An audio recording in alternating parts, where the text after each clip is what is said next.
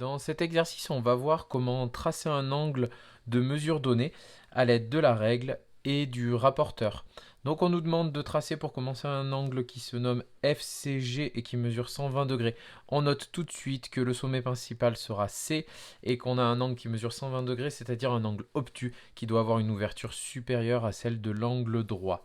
On commence tout d'abord par tracer un des deux côtés de notre angle. Donc ici, je décide de tracer une demi-droite que je vais nommer CG. Donc C étant le sommet. Je vais pouvoir placer ensuite mon centre du rapporteur, qu'on peut aussi appeler la cible, sur ce sommet C et faire en sorte que ma graduation 0 passe par le côté CG. Donc là, ici, on est sur les graduations intérieures et on va aller chercher la graduation 120 degrés.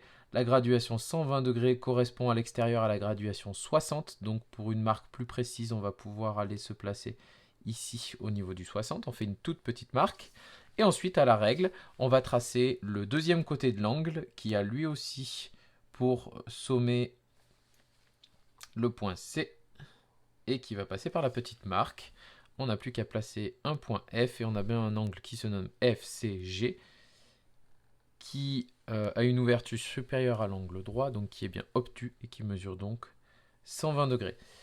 Pour le deuxième exemple, on a un angle qui se nomme BDL qui est donc de sommet D et qui a une mesure à 38 degrés. Autrement dit, on va obtenir un angle aigu moins ouvert que l'angle droit. On commence par tracer un premier côté avec ici l'origine que je nomme D car c'est le sommet de l'angle. Et puis je place un point B. Je vais ensuite placer la cible, le centre de mon rapporteur sur le sommet D et aligner la graduation 0. Cette fois-ci, j'ai choisi d'aligner la graduation extérieure. Et je vais donc aller chercher la graduation qui correspond à 38 degrés.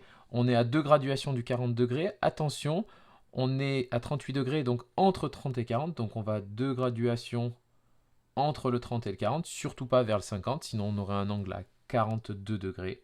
On fait notre petite marque.